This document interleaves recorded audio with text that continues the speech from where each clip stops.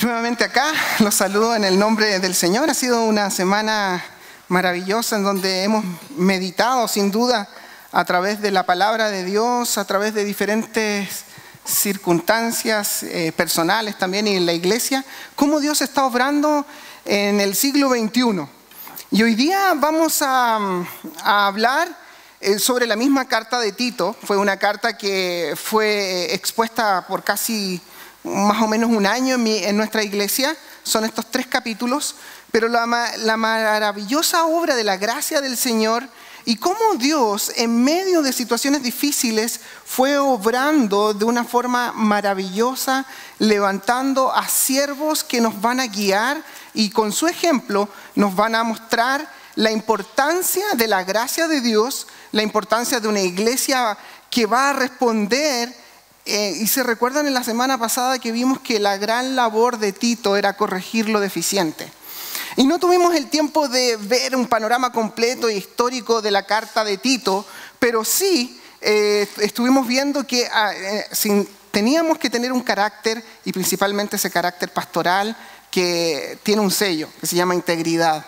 Y ese sello de la integridad nos va a ayudar a guiar a la congregación y los pastores, los que han sido llamados, apartados para, el Señor va a llamar a que exista una sana doctrina práctica. Y el día de hoy, por favor, vamos a leer el texto, nos vamos inmediatamente por el tiempo, vamos a ir al final de la carta. Increíblemente hoy día vamos a leer los últimos 4 versículos del capítulo 3 de esta pequeña carta pastoral, y vamos a introducir lo que es la recomendación pastoral. El título de este sermón se llama La recomendación pastoral, y que tiene que ver con la responsabilidad de la iglesia. La recomendación pastoral de Pablo, y que tiene que ver con la responsabilidad de la iglesia. Y están en los últimos finales versículos de la carta de Tito, capítulo 3, versículos del 12 al 15. Fíjese cómo dice el texto. En Tito capítulo 3, versículos del 12 al 15, dice lo siguiente: cuando envié a ti, a Artemas o a Tíquico, apresúrate a venir a mí en Necópolis, porque allí he determinado pasar el invierno. A Cenas, intérprete de la ley, y a Apolos, encamínales con solicitud, de modo que nada les falte. Y aprendan también los nuestros a ocuparse en vuestras buenas obras para los casos de necesidad, para que no sean sin frutos. Todos los que están conmigo te saludan. Saluda a los que saluda a los que nos aman en la fe. La gracia sea con todos vosotros. Amén. Oremos al Señor. Padre Santo, te agradezco esta tarde ya que nos guías a través de tu palabra a entender la importancia de la responsabilidad de la iglesia en medio de circunstancias difíciles. Gracias, Señor, porque tenemos todo el consejo de Dios y la suficiencia en esta palabra que nos va a enseñar las dificultades que pueden estar ocurriendo en diferentes iglesias. Pero lo más importante, que hay un principio bíblico, hay una aplicación para nuestras vidas, sin duda guiada por el Espíritu Santo. Yo te pido el día de hoy que me utilices solamente como un instrumento, que su palabra sea suficiente, que su Espíritu Santo esté moldeando los corazones de mis hermanos, tanto como los moldeaste a mí en el estudio de esta palabra.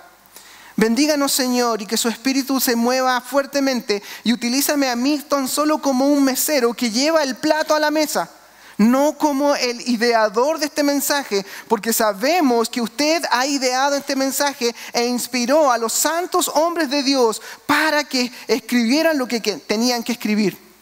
Gracias, Señor, por su palabra. Gracias por el apóstol Pablo. Gracias por Tito. Y ayúdanos, Señor, a que estas aplicaciones sean claras en el día de hoy para la Iglesia Bautista Cordillera.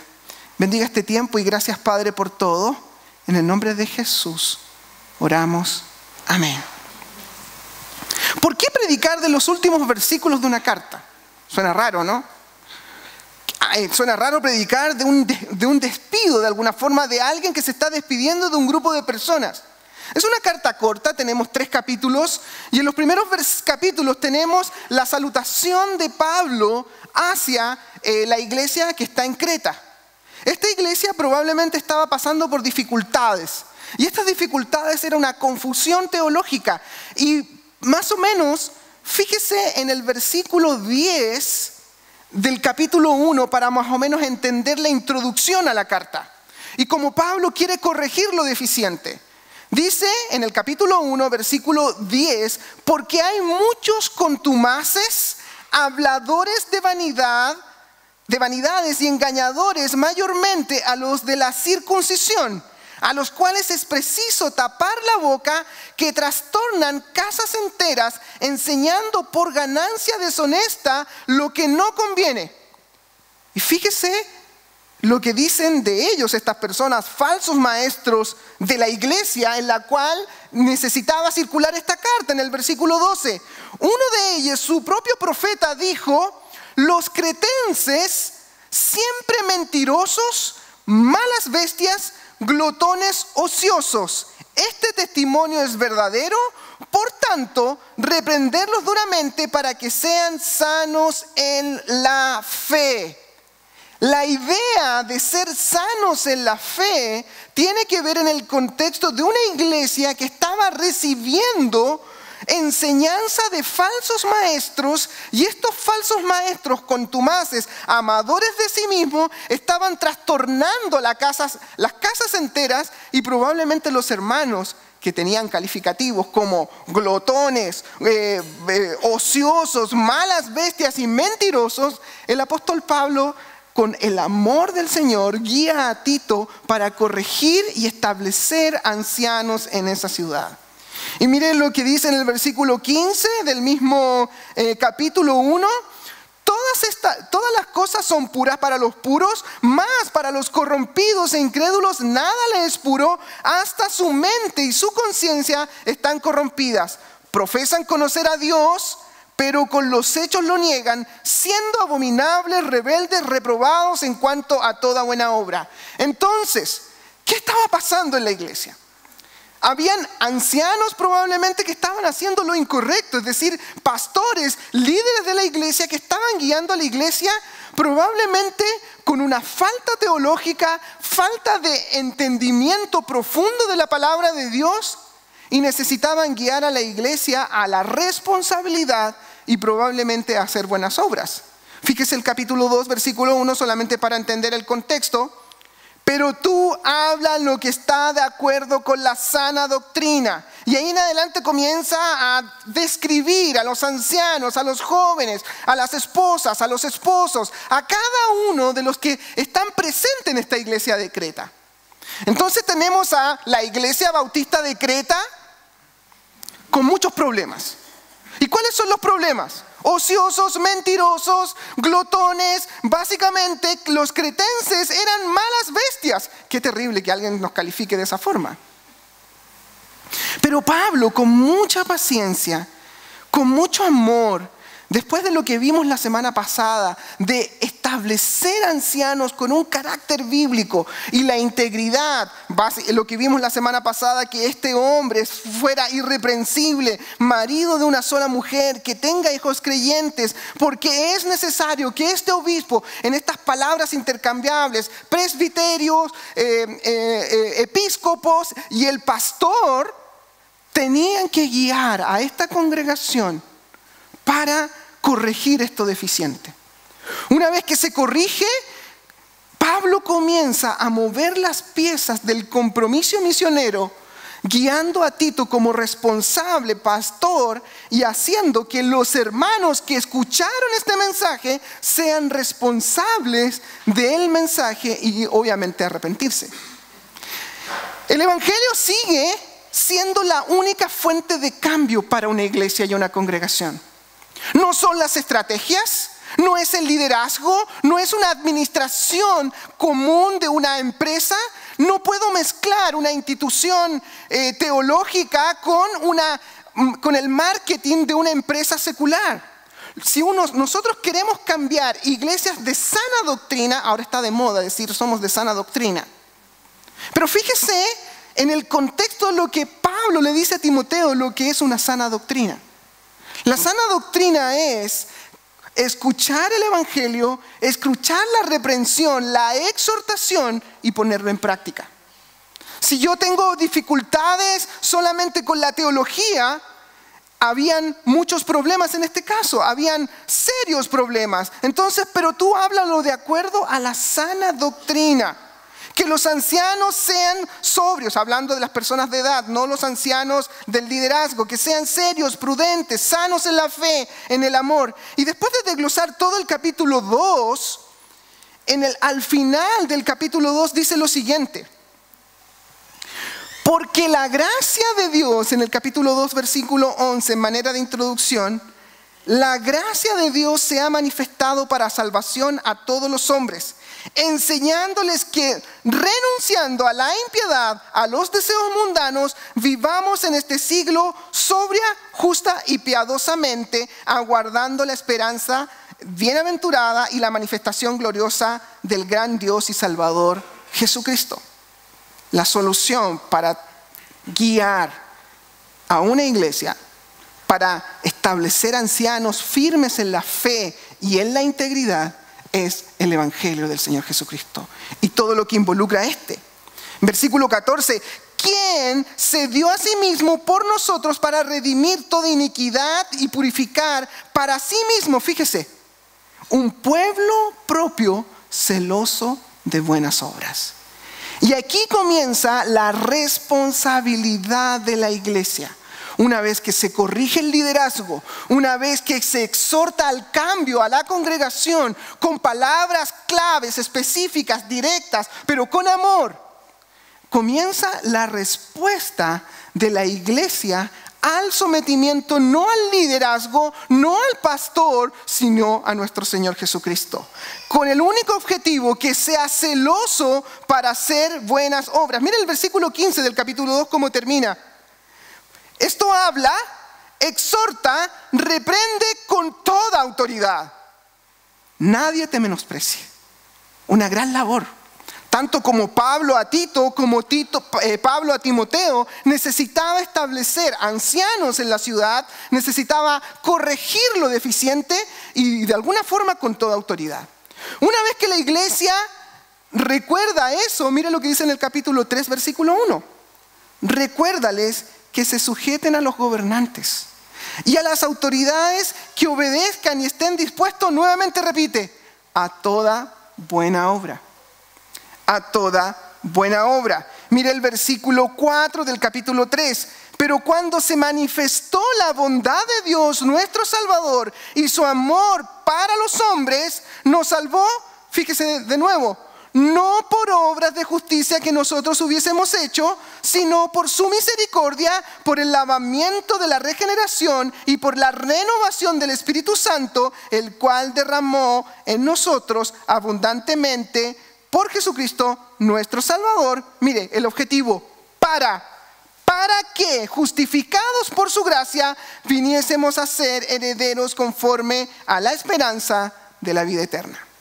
Una vez que la iglesia es corregida, es establecido y corregido lo deficiente en el liderazgo, una vez que tenemos la estructura bien fundamentada en los principios de los apóstoles y de la palabra de Dios, ahora viene la sana doctrina. ¿Y cuál es la sana doctrina? No es solamente establecer las 5 solas de la reforma, no es decir nosotros somos de este lado desde el punto de vista teológico, no es decir nosotros somos salvos por la gracia de Dios y pelear con los que no creen lo mismo. La responsabilidad parte con el versículo 12 final del capítulo 3, dice, cuando envié a Artemas y a Tíquico, apresúrate a venir a Nicópolis, porque allí he determinado pasar el invierno. Versículo 13. A Zenas, intérprete de la ley, y a Apolos encamílale con solicitud, de modo que nada les falte. La primera responsabilidad de la iglesia como respuesta de una corrección bíblica es encaminar o proveer a sus colaboradores. Proveer a sus colaboradores. Una de las cosas importantes que vamos a ver en el primer punto, en esta responsabilidad pastoral, no tuvimos el tiempo, hice un panorama muy rápido de lo que es la carta a Tito, pero el principio del versículo 2 es clave. La epístola termina con recomendaciones breves a Tito, que planeaba enviar a Artemas y a Tíquico. Vamos a ir analizando quiénes son estos personajes con más detalle, pero Pablo no podía hacer el trabajo solo. Y este es un primer principio que tenemos que establecer. El apóstol Pablo no puede hacer lo que hizo solo. Si bien es cierto, estaba lleno del Espíritu Santo y un hombre lleno de la palabra de Dios, que había dejado todo por el ministerio, una de las cosas más importantes que vemos en el ministerio del apóstol Pablo es el gran número de colaboradores. Y si bien es cierto, la primera responsabilidad de la iglesia es proveer para sus colaboradores, necesitan nacer más colaboradores. Y la iglesia se transformó en esta idea de proveer para sus colaboradores. Acompáñame por favor a Romanos capítulo 16. Romanos capítulo 16, versículos 21 al 24. Romanos capítulo 16, versículos 21 al 24. La escritura dice así. ¿Están ahí, amados hermanos? Os saludan Timoteo, mi colaborador, y Lucio, Jasón, Sosípater, mis parientes. Yo, Tercio, que escribí esta epístola, os saludo en el Señor. Os saludo Gayo, hospedador mío y de toda la iglesia. Os saluda Erasto, tesorero de la ciudad, y el hermano Cuarto. La gracia de nuestro Señor Jesucristo sea con todos vosotros. Amén. Esta carta es la carta de Romanos, una de las mejores cartas y obviamente epístolas teológicas de todo el Nuevo Testamento. Obra y el principal fundamento es la gracia de Dios, la salvación y la injusticia del hombre versus la justicia del Señor. Pero esta carta no hubiese llegado a los hermanos de Roma si no fuera por el grupo de colaboradores. Fíjense, Timoteo colaborador, a Lucio, a Jasón, a Sosípater, mis parientes trabajando en la obra. Yo, Tercio, que escribí la epístola, os saludo en el Señor. Gayo, hospedador mío, personas que ayudaron al hospedaje, os saludo en el Señor. Dice, os saluda Erasto, tesorero de la ciudad. Hermano Cuarto, la gracia del Señor Jesucristo sea con todos vosotros. Entonces, para corregir lo deficiente, para corregir adjetivos de una iglesia ociosa, de una iglesia glotona, de una iglesia que no está funcionando correctamente, el apóstol Pablo necesitó muchos personajes y muchos colaboradores que estaban insertos en el mismo propósito: el evangelio del Señor Jesucristo y el avance del reino. Tenemos más información de Tíquico, este personaje que aparece en el versículo 12, en Hechos capítulo 20, nos da un poquito más de información de este hombre. Hechos 20, versículos del 1 al 4, dice lo siguiente: después que cesó el alboroto, llamó Pablo a los discípulos, habiéndolos exhortado y abrazado, se despidió y salió para ir a Macedonia. Y después de recorrer aquellas regiones, exhortándoles con abundancia de palabra, llegó a Grecia. Y después de haber estado allí 3 meses, siéndoles puestas las acechanzas por los judíos, cuando se embarcase por Siria, tomó la decisión de volver a Macedonia. Y aquí está el grupo de personas, en Hechos 24. Y le acompañaron hasta Asia. Sópater de Berea, Aristarco, segundo de Tesalónica, Gayo de Derbe y Timoteo de Asia, Tíquico y Trófimo. El apóstol Pablo era quien era por el gran número de colaboradores que tenía. Y una de las cosas importantes para el ministerio es que la iglesia que tiene un liderazgo sólido provea para sus colaboradores. Y no solamente los puntos de vista que se nos dice cuando se nos habla del ministerio pastoral: usted tiene que dar su sustento, tiene que dar su diezmo y también tiene que someterse, como dicen Hebreos. La idea no es esa. La idea es que hermanos estén interesados, pero también colaborando por el avance del reino, y para eso hay que involucrarse en el ministerio, y no solamente un ministerio determinado como una actividad, sino que si yo entiendo el propósito fundamental y el principio del avance del reino y el principio del discipulado, la iglesia va a comenzar a involucrarse. Pero si estoy lleno de actividades, una actividad sin rumbo para acá, una actividad sin rumbo para allá, otra actividad para allá, los colaboradores no van a entender el propósito.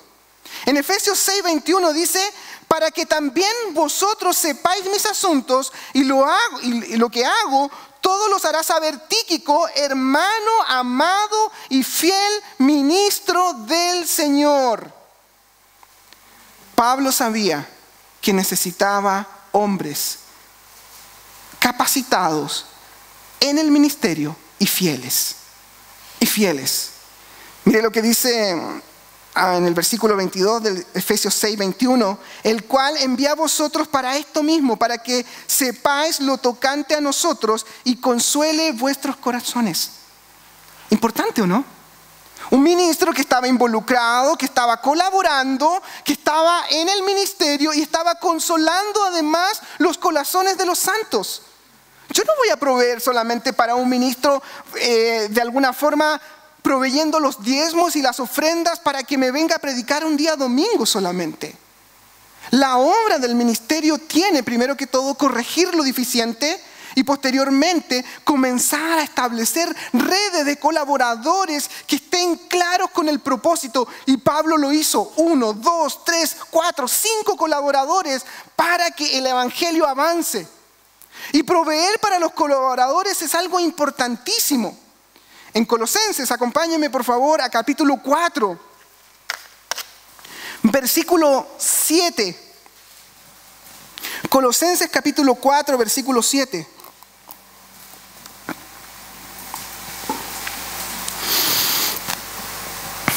Ahí nuevamente está nuestro hermano Tíquico, el pastor Tíquico. Versículo 7 del capítulo 4. Todo lo que a mí se refiere os hará saber Tíquico, amado hermano y fiel ministro. Mire lo que dice de nuevo: y consiervo en el Señor, el cual he enviado a vosotros para esto mismo, para que conozca lo que a vosotros se refiere, y nuevamente lo que acabo de decir delante, conforte vuestros corazones.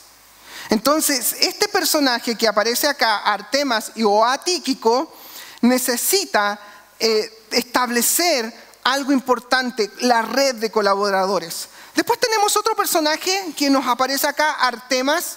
No sabemos mucho de él, probablemente está relacionado con un gentil griego de la palabra Artemisa, y probablemente como sobrenombre, probablemente él era seguidor de Artemisa y quedó con el sobrenombre de Artemas por ser griego.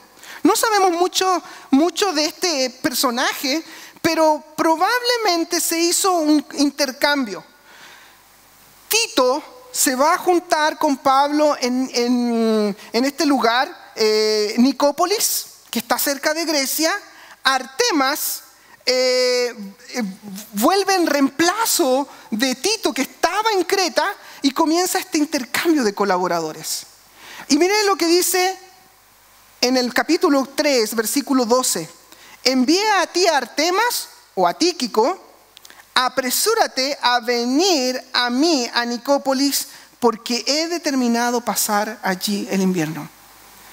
Ese lugar está cerca de un lugar muy bonito que está en Grecia, que es moderna, que se llama Prevesa, que es espectacular, es muy lindo, que está cerca del mar. Y el apóstol Pablo quiere pasar con Tito como centro de entrenamiento, pero también como centro estratégico de las misiones. Entonces, fíjese, Artemas va con Tíquico a Creta. A lo mejor Artemas, algunos historiadores dicen que Artemas se fue a Éfeso, Tíquico se quedó en Creta y Tito vuelve a Nicópolis en Grecia. Se quedan allá y comienzan a trabajar algo importante que tiene que ver con la importancia del manejo de las iglesias en Colosa, en Éfeso, en Creta, en diferentes partes de Europa y Asia. Pablo era un estratega. Pablo era un hombre que sabía dirigir con un liderazgo piadoso. Miren lo que dice además. Porque allí he determinado pasar el invierno, en el versículo 13 del capítulo 3 de Tito, a Zenas, intérprete de la ley. Probablemente es un intérprete de la ley civil, la ley no mosaica, porque el nombre Zenas es un nombre que viene de una raíz griega. Y después este personaje tampoco sabemos mucho, pero sí era un colaborador. Y a Apolos, conocemos al gran Apolo, ¿no? Mire, acompáñeme por favor a Hechos capítulo 18. Hechos capítulo 18, versículo 24. Este gran hombre de Dios que tenía un personaje y obviamente era muy conocido. Este era hombre judío, natural de Alejandría, y de esa ciudad fundada más o menos en el año 332 antes de Cristo, y era orador poderoso en las Escrituras. Tenemos hombres fieles que confortaban el corazón de los santos, hombres poderosos en la palabra, colaboradores que llevaban las cartas de un lugar a otro. Tenemos un grupo de hermanos. Y mire lo que dice en Hechos 18, versículo 24. Amados, ¿están ahí? Llegó entonces a Éfeso un judío llamado Apolos, natural de Alejandría, varón elocuente, poderoso en las Escrituras. Este había sido instruido en el camino del Señor y siendo de espíritu fervoroso, hablaba y enseñaba diligentemente lo concierne al Señor, aunque solamente conocía el bautismo de Juan. Había que corregir su teología, ¿o no? Y en el versículo 26 dice, y comenzó a hablar con denuedo en la sinagoga, pero cuando lo oyeron Priscila y Aquila, ¿eran pastores? No eran pastores. Nuevamente la característica, proveer para los enviados del Señor. Y fíjese, le tomaron aparte y le expusieron exactamente el camino de Dios. Tenemos un grupo de personas trabajando en el ministerio. Queriendo pasar por Acaya, los hermanos le animaron y le escribieron a los discípulos que le recibieran. Y llegaron allá, fue gran provecho porque por la gracia de Dios habían creído.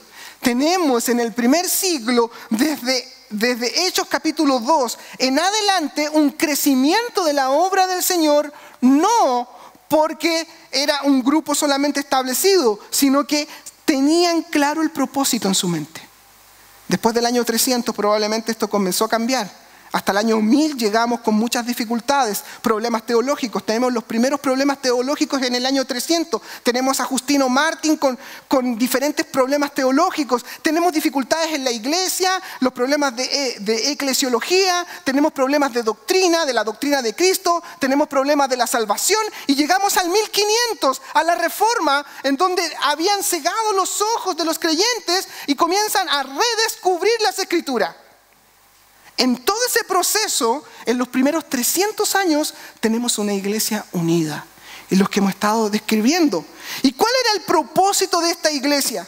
Fíjese, a Zenas, volvamos a Tito capítulo 3, versículo 13, intérprete de la ley. Ya dijimos que probablemente era un hombre poderoso, intérprete de la ley civil. Apolos, que era un hombre poderoso, elocuente en la escritura. Y aquí está la palabra clave: encamínales con solicitud. No lo voy a dejar a la micro. Bueno, hermano, gracias por tu colaboración. Ven conmigo, te encamino, te dejo en el paradero y que te vaya bien. No es esa idea. Una de las cosas importantes, la palabra encamina es prompempo en griego, y que quiere decir acompañar y proveer todo lo necesario para un viaje. Acompañar, proveer todo lo necesario para un viaje. El principio de la iglesia es importante. No sabemos mucho qué era lo que necesitaban, pero proveer todo lo necesario. Hombres elocuentes en la palabra, hombres que confortaban los corazones de los santos, hombres que estaban dispuestos en obediencia a Jesucristo para el avance del reino. Y esa palabra prompempo quiere decir encamina, guía, acompaña, para proveer todo lo necesario para el viaje, y no tan solo económico. Y es un principio importante en las misiones. No es solamente un hermano que viene y que muestra una promoción de su ministerio y nos ponemos sensibles. Ay, ese hermano que está en África está sufriendo tanto y nosotros le acompañamos económicamente con una ofrenda. Es involucrarte en el ministerio y saber qué está pasando con ellos. ¿Qué estaba ocurriendo acá? Pablo con Apolos estaban haciendo cosas increíbles. Quiero que me acompañen, por favor, a 1 Corintios capítulo 3, versículo 6.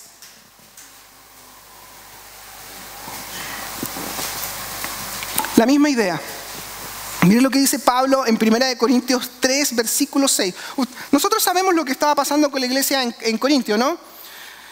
Homosexuales, un hombre se estaba metiendo con su madrastra, tenemos dificultades matrimoniales, tenemos dificultades teológicas, no tenían un claro concepto de la resurrección, no tenían un claro concepto de muchas cosas.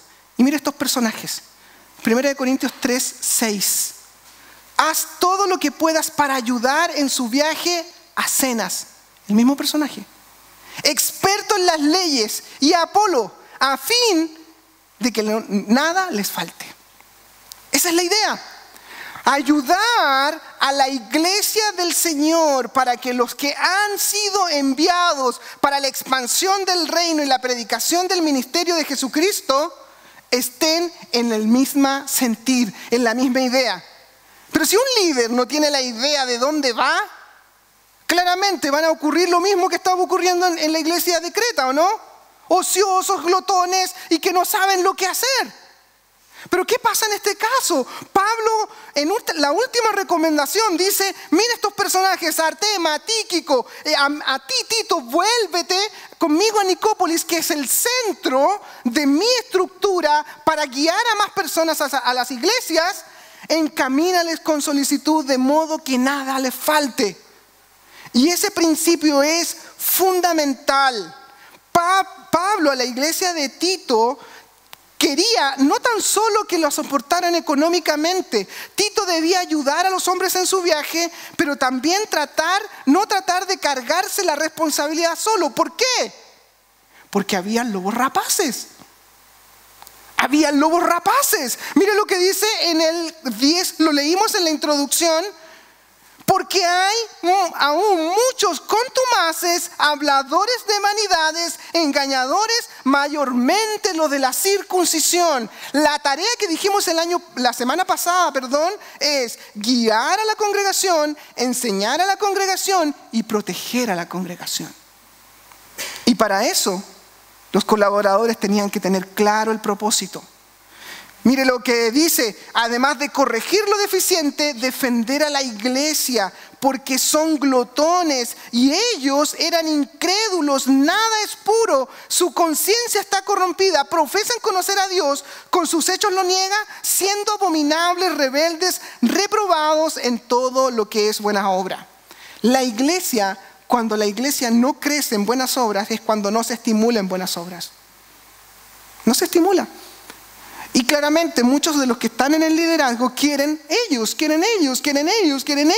y no motivan a la iglesia de Cristo a crecer para el propósito que Dios los ha puesto. En el contexto tenemos habladores de vanidades y engañadores. Es un ambiente amenazador, pero la principal necesidad era proveer de ancianos y pastores que mantuvieran una firme adhesión a la palabra de Dios con la capacidad de exhortar, enseñar y convencer. Y a esos yo voy a proveer y voy a guiarlos y los voy a encaminar. ¿Para qué? Para que el evangelio correcto crezca. Hechos 20, 28 dice, mirad por vosotros, por el rebaño que el Señor ha puesto por obispos para apacentar a la iglesia del Señor, el cual ganó por su propia sangre. Dice la Escritura, porque después de mi partida entrarán en medio de vosotros lobos rapaces que no perdonarán el rebaño. Entonces, la iglesia conoce el propósito, la iglesia sabe y comienza a encaminar, a proveer todo lo necesario para estos hombres. Necesitamos el nombramiento de ancianos que son calificados. La iglesia de Creta estaban destinadas a ser la iglesia bautista de Creta, débil y desordenada. Por ende, la responsabilidad de establecer hombres de Dios correctos era importante para Tito, que había que guiarles, reconociéndoles, obedeciendo, sometiéndose a un líder piadoso y probado. Para resumir, el pastor debe guiar, proteger a la congregación. Pedro y Pablo hablaron lo mismo. Pedro entrega un punto de vista muy claro, dice que supervisen a la congregación. En 1 de Pedro 5, 1 a 2 dice: ruego a los ancianos que están entre vosotros, yo anciano también, testigo de los padecimientos de Cristo, que soy participante de la gloria que será revelada, apacentad la grey de Dios. El mismo propósito. 1 de Pedro 5, del 1 al 2. Pedro advierte a los ancianos que no sean demasiados autoritarios. Pedro exhorta a los ancianos a que sean humildes. Pablo les recuerda que deben ser supervisores de la grey y pastorear sus corazones. Pablo exhorta a los ancianos a protegernos de los falsos maestros y estar alerta de la falsa doctrina.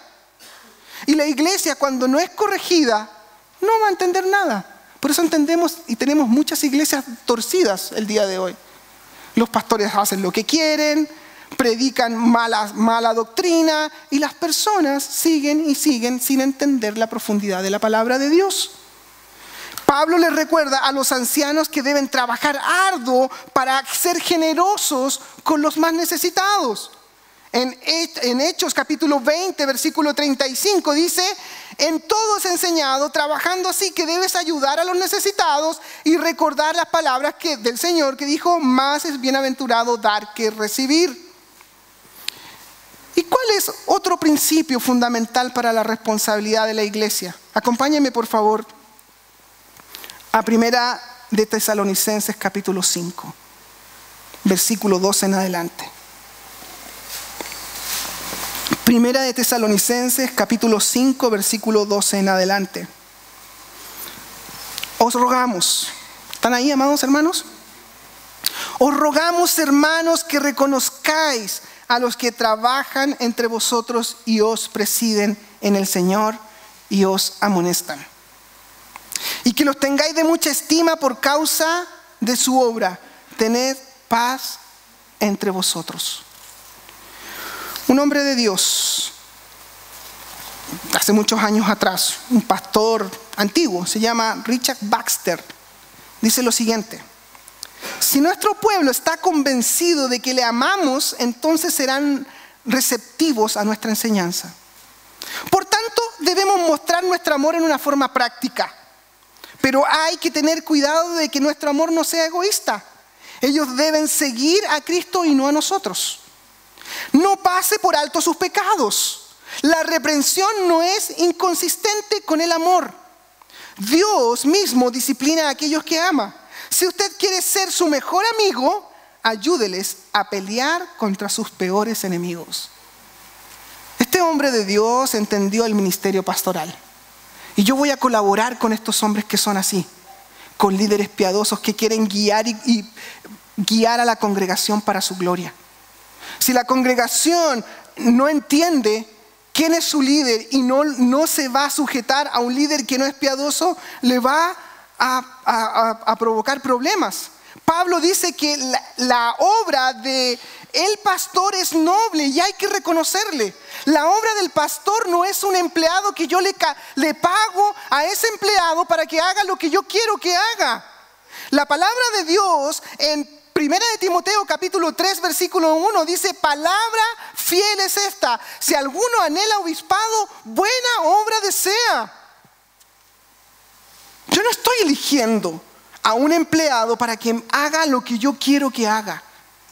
Estoy eligiendo a un hombre de Dios que va a dirigir, va a consolar, va a guiar, va a corregir lo deficiente y va a hacer que estos hombres hagan la obra correcta. En Hebreos 13 dice que la responsabilidad de la iglesia es obedecer y someterse. Dice: obedecer a vuestros pastores y sujetaos a ellos, porque ellos velan por vuestras almas, como quienes han de dar cuenta. Y se recuerdan, la semana pasada dijimos que esa idea de dar cuenta es dar cuenta, o dijimos en la ilustración, un sartén sin mango. Tienen que dar cuenta de sí mismo, de su familia, de su vida y dar cuenta por la iglesia. Es un arduo trabajo. Y para eso tengo que orar por aquellos.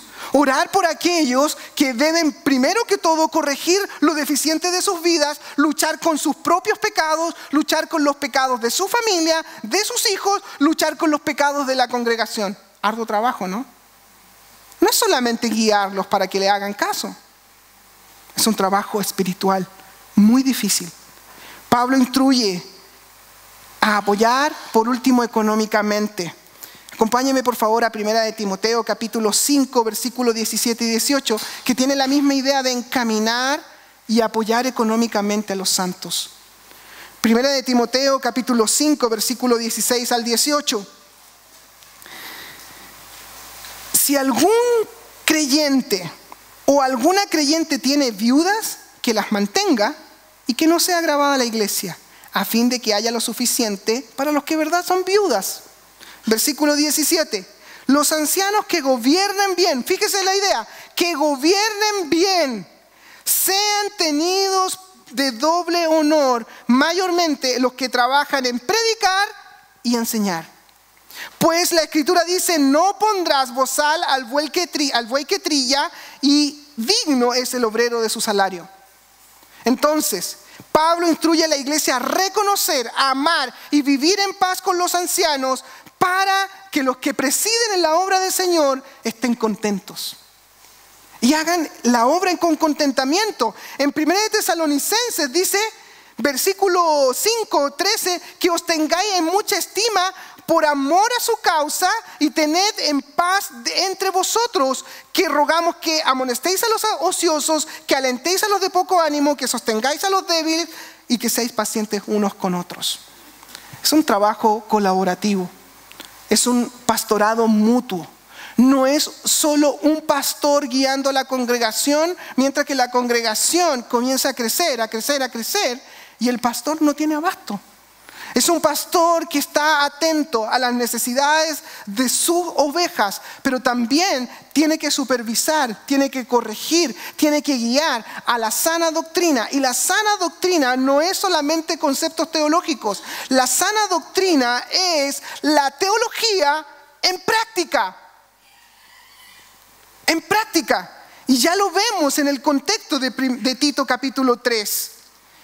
Qué importante es encaminar prompempo a la obra del Señor, a la obra del reino. Cuando entendemos eso, claramente la Iglesia Bautista Cordillera podrá establecer principios de una iglesia local, misiones mundiales y probablemente más personas para la gloria de Dios. Necesitamos mirar lo que tenemos en el campo, que somos capaces de hacer para la gloria de Dios. Tú tienes un ministerio y es importante. Si tienes un ministerio de limpiar un baño y sacar probablemente los papeles del baño, es un ministerio para la gloria de Dios. Si tengo que cuidar a lo mejor un auto, si tengo que estar con los niños, si tengo que hacer cualquier cosa, es para el avance del reino. Necesita la iglesia orar por aquellos, para proveer recursos espirituales, internarse y entender su obra para la gloria de Dios. ¿Estás involucrado con alguien? Si estás apoyando a un misionero, ¿lo llamas? ¿Sabes cuáles son sus necesidades? Si estás apoyando a un pastor económicamente, o probablemente tú estás invirtiendo para el reino en la economía de un pastor, ¿te juntas con él? ¿Le preguntas lo que le falta? No tan solo económicamente. El índice de soledad de los pastores es increíble. Muchos de ellos incluso llegan al suicidio. Hace poco un pastor de una denominación, no me recuerdo cuál, se suicidó, tenía 4 niños. ¿Se dan cuenta? Necesitamos encaminarlos, necesitamos trabajar, involucrarme con ellos. ¿Reconoces a los que son guiados por el Espíritu Santo? ¿Te sometes a ellos? ¿Te quejas? ¿Obedeces? ¿Estás atentos a las necesidades físicas y espirituales de un pastor? Un buen pastor debería tener los principios de guiar a la congregación, pero la congregación debería estar atento a cada una de sus necesidades, encaminarles con solicitud para que hagan bien su obra. Encamínales con solicitud. Si ustedes van a elegir un pastor, hermanos, encamínenle bien. No tan solo económicamente, sino que en recursos espirituales. Saber si él tiene alguna necesidad. Saber si él tiene algo que corregir. Saber si él con amor, con mucha madurez espiritual, hacer que su pastor sea un hombre cada vez más de Dios. La iglesia lo sabía. No eran irreprensibles al principio, pero Pablo, a través de la corrección y de la palabra de Dios, comenzaron a ser irreprensibles y comenzaron a cambiar. Es nuestra responsabilidad dejarme pastorear por estos pastores íntegros. El gran problema de una congregación que no crece es que no deja pastorearse. Cuando una congregación no deja que el pastor la pastoree, tiene dificultades. Y fíjese lo que dice capítulo 3, versículo 13, que nada les falte, con solicitud debo encaminarle. Y el segundo punto, rápidamente, la segunda responsabilidad de la iglesia, y que aprendan también los nuestros. En otras versiones, en el 13:14 dice que nuestro pueblo aprenda a ocuparse en buenas obras para proveer a los casos de necesidad, para que no sean sin frutos. Después de una recomendación vital de encaminar a la obra de Dios, la iglesia tiene que hacer lo que tiene que hacer. ¿Y qué es lo que tiene que hacer? Hacer buenas obras. Hablamos y probablemente nosotros sabemos que las buenas obras no son para salvación, pero sí son el resultado de la salvación correcta por la fe. Una iglesia que no hace buenas obras es una iglesia que está dormida. Es una iglesia que no tiene una relación bíblica del amor de Cristo, el amor ágape en sus corazones. Tito dice lo siguiente en una forma clara: no dejes de animar a nuestra gente, a los creyentes de la iglesia de Creta, a cooperar de todo corazón en las manifestaciones de generosidad y de la gracia de Dios. Una iglesia que no provee a los necesitados, una iglesia que probablemente tiene necesitados entre ellos, enfermos, viudas, personas con dificultades económicas, personas con problemas espirituales, personas con problemas de teología, es una iglesia que no entiende. En 1 Tesalonicenses 5:14 dice: alentad a los ociosos, a los de poco ánimo, y corregir también a aquellos que están claramente torcidos. La palabra de Dios nos insta a ocuparse. Esa idea de ocuparse, aprender a ocuparse. La iglesia debe aprender. La idea de que los cretenses debían aprender con la práctica continua de los necesitados sería que la iglesia va a crecer en la madurez. Mire lo que estaba pasando en el capítulo 2. Acompáñenme por favor al capítulo 2, versículo 3. Capítulo 2, versículo 3. Las ancianas, asimismo, sean reverentes en su porte, no calumniadoras, no esclavas del vino, maestras del bien. ¿Qué estaba ocurriendo con las ancianas? Probablemente las hermanas del Señor, las hermanas que debieran ser las santas, que estaban encaminando a las otras hermanas, eran calumniadoras, esclavas del vino, y probablemente tenían problemas con su lengua. Mira el versículo 4, que enseñen a las mujeres jóvenes a amar a sus maridos y a sus hijos. Hermanos, tenemos déficits de estas personas en nuestra iglesia. Y es un crecimiento de toda la congregación. Eso es aprender a ocuparse. No es solamente quejarse, sino que ocuparse en buenas obras, en proveer económicamente, pero también guiar a la congregación. Sean prudentes, castas, cuidadosas de su casa, buenas, sujetas a sus maridos, para que la palabra de Dios no sea blasfemada. Increíble, ¿no? Es un trabajo de toda la congregación. Eso quiere decir, me dejo pastorear.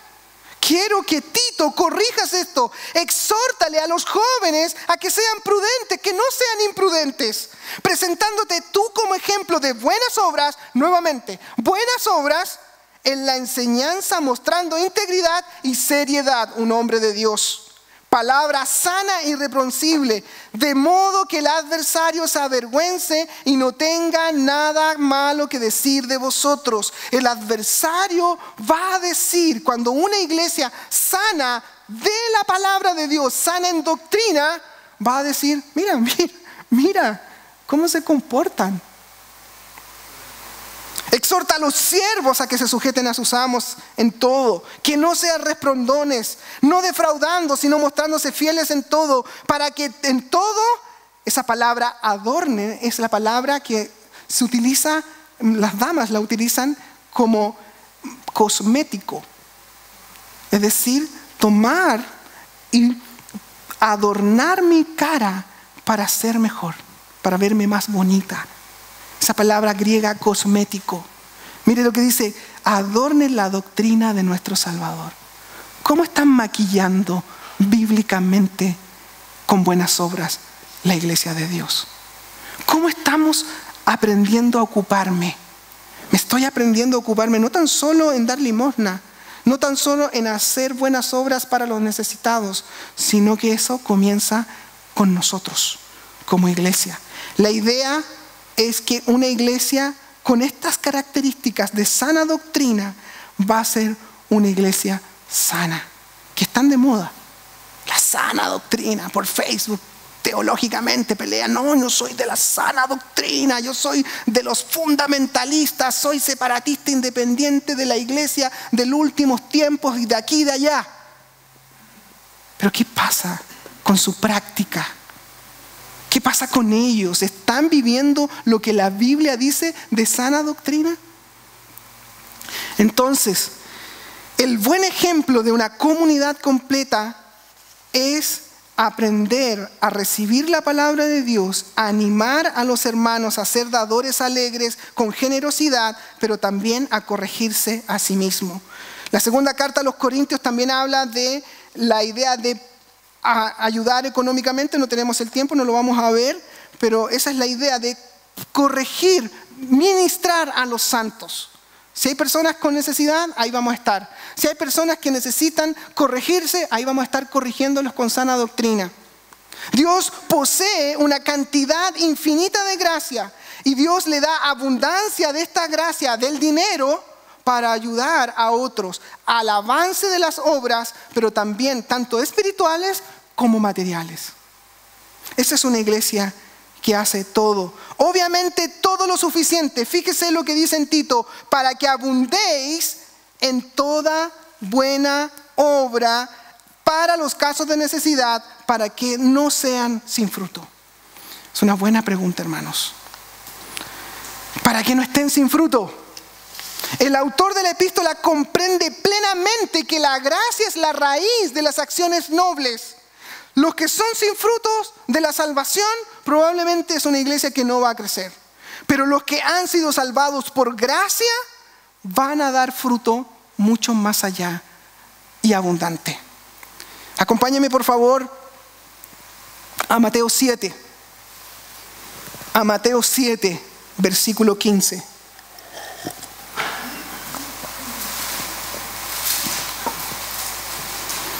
Mateo 7, versículo 15.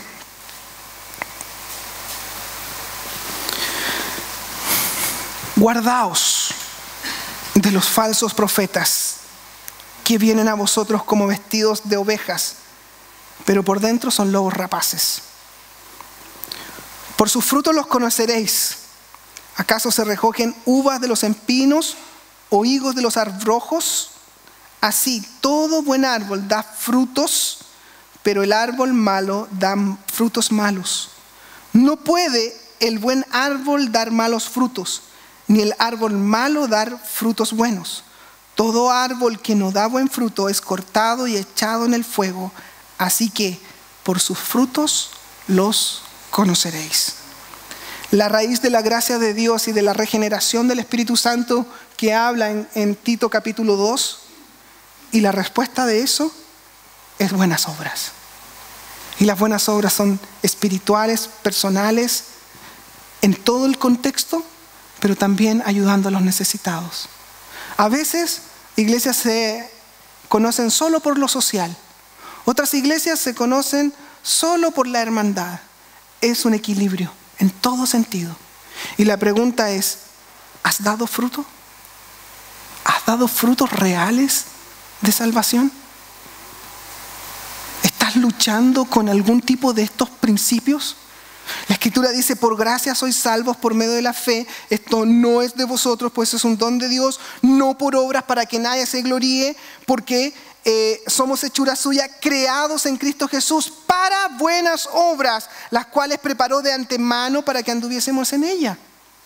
Igual que la salvación, la santificación del creyente y las buenas obras son ordenadas antes de la fundación del mundo por Dios, para la gloria de Dios y para su gracia. Y por su gracia, perdón. Juan 15:8 dice, en esto es glorificado mi Padre, en que llevéis mucho fruto y así seáis mis discípulos. Hermanos, esa es tu responsabilidad y mi responsabilidad antes de ser pastor como creyente, dar fruto para la gloria de Dios. Santiago dice, muéstrame la fe sin obras, está muerta. No quiere decir que la obra, la salvación es por obra. Si mi fe no es representada por buenas obras y frutos espirituales reales, comienza a cuestionarte, como me dice Corintio. Examina tu fe.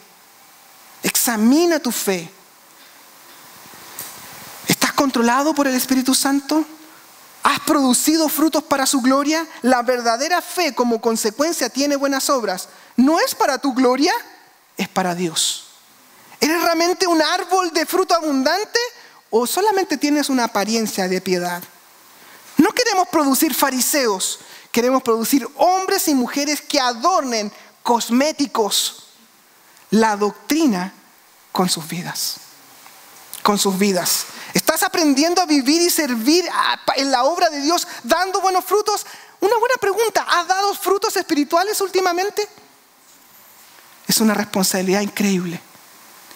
Como iglesia muchas veces queremos tener un pastor, queremos tener personas que nos guíen para la gloria de Dios, pero también nuestra responsabilidad.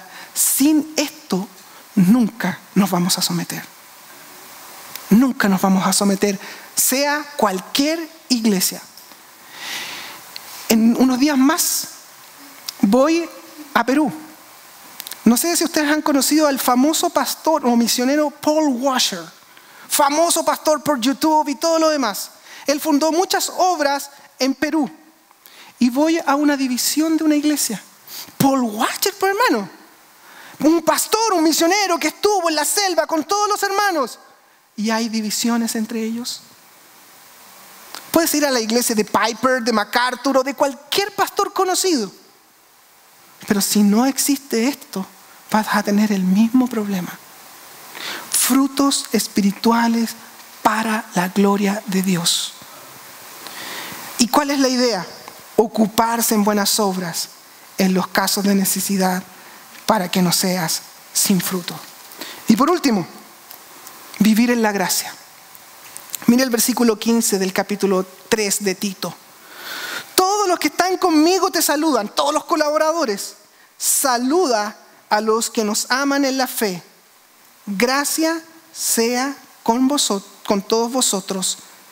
Amén. Esa palabra, no voy a estudiar exégesis, es charis, que es gracia. Y que de alguna forma podría ser traducida de la mejor forma, el favor de Dios en Cristo por quienes no lo han merecido. El favor de Dios en Cristo por quienes no lo han merecido. La gracia de Dios sea con vosotros. Amén. Todo lo hemos hecho por gracia. Todo lo que hacemos es por la gracia. Para terminar, Pablo dice a los amigos fieles, a Tito, a todos los que hemos nombrado, y no es posible que un pastor, ni siquiera un equipo de pastores de una iglesia en grande, atiendan a los casos de necesidad que se presentan. Por eso necesitan de la gracia de Dios. Necesitan de la gracia de Dios. No hay tiempo suficiente para atender a todas las necesidades. Por ende, es una iglesia que colabora. Es una iglesia que está atenta a las responsabilidades del pastor y no lo impide que él crezca. Más allá de esto, es una iglesia armoniosa, amorosa, servicial, que será un faro para el mundo. Los incrédulos van a querer venir a esta iglesia. ¿Por qué? Porque aquí hay salvación, porque aquí está la gracia de Dios, porque aquí hay amor. Ese amor ágape es el amor de Dios. Pregunta: ¿han venido algunas visitas últimamente? ¿Y se han ido sin que nadie los salude? ¿Sin que nadie les dé un abrazo? ¿Sin que nadie esté atento a sus necesidades? Fíjese lo que dice: los casos de necesidad. Esta iglesia debe vivir en la gracia y en plena confianza de Jesucristo. Ese es el motivo de la iglesia, el favor de Dios en Cristo por quienes no lo han merecido. La idea es que la gracia de Dios, Pablo en Romanos 5:20, de donde abundó el pecado, sobreabundó la gracia. La idea es que abundemos en las abundantes riquezas de su gracia, en su bondad para con nosotros. Necesitamos de la gracia de Dios, hermano, todos los días. Eso es. Por eso Pablo termina: la gracia sea con vosotros. No es mi esfuerzo solamente, es la gracia de Dios trabajando en medio de nosotros. La gracia está comprometida con Cristo, pues si esto ocurre, la actividad de Cristo encarnado, podemos decir que la gracia de Jesucristo es Cristo en nosotros. Colosenses dice: el misterio que ha sido revelado, Cristo en vosotros. Enseñando y amonestando a todo hombre. Qué maravilloso sería que seamos imitadores de Cristo. Como Dios mismo, así en medio de nosotros podemos hacer cosas increíbles. Por eso dice: por la gracia de Dios vino el Señor Jesucristo. Dios asume esta responsabilidad. Nuestro pasado, nuestro presente, nuestro futuro. Dios es bueno en su misericordia, que es tan abundante. Nuestra comprensión es sin límite. Es tanto que Dios decidió conservar nuestra vida para derramar esa gracia en nosotros, todo para su gloria. Cuando entendemos que Él está en nosotros, solo debemos contemplar la imagen de su Hijo Jesucristo para reconocer la gracia. Si reconocemos la gracia, es un beneficio para mi mente, no tan solo para mi cuerpo. Es un beneficio para tu vida, es un beneficio para la iglesia, es un amor inagotable. Cristo derrama su gracia y de esa manera comienzan las personas a amarse, no del amor fileos de hermano, no del amor eros, que es amor erótico, es el amor ágape, es amor incomprensible que da a su Hijo Jesucristo, mientras nosotros estábamos muertos en nuestros pecados, nos dio a Cristo como sustituto para pagar nuestro pecado y para darme más gracia. Eso quiere decir, fíjate, voy a darte esta ilustración. Eras enemigo de Dios y Dios odia el pecado. ¿Qué es lo que yo me merecía? La ira de Dios. Esa ira de Dios cayó en esa cruz. Pero no tan solo la respuesta fue haberme salvado, sino que me da gracia abundante para poder vivir en esta tierra todos los días de su vida. Es decir, yo a mi enemigo quisiera darle lo que él se merece, pero en vez de darle lo que él se merece, le doy amor, le doy gracia y le doy un regalo. Eso Dios hizo con nosotros. Por ende, por gracia hemos sido salvos y por ende por gracia vivimos. La gracia viene de Jesús y es parte de tu vida. ¿La reconoces? ¿Has sido ciego a esa gracia? Por eso es importante entender esa gracia. Entender que algún día nuestra mente debe estar puesta en la ciudad celestial. La responsabilidad de la iglesia es encaminar a los siervos, ocuparme en buenas obras y vivir aferrado de su gracia todos los días de mi vida. De esa forma vamos a ser una iglesia de sana doctrina real. No solamente en nombre, somos de la sana doctrina, somos los fundamentalistas, no somos como ellos. Hermano, la única forma de vivir la sana doctrina es con práctica. Y esa práctica ya la aprendimos. Ocuparme y vivir por gracia. Pongámonos de pie. Y oremos al Señor.